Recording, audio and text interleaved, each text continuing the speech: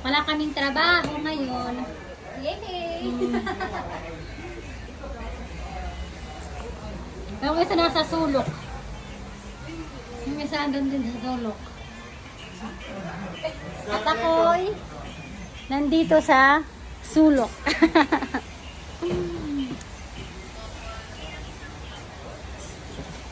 Hindi lang kami ang walang light. Dito sa area. Dito, doon sa ano. Doon sa pinakadulo. Hindi ko lang pinakita kasi baka magalit yung customer. Dito sa area namin walang ano, kuryente. Nag-shutdown. Kala ko dito lang sa shop namin. Walang order ngayon na kape. Soft drinks lang po ang available for today. Mojitos.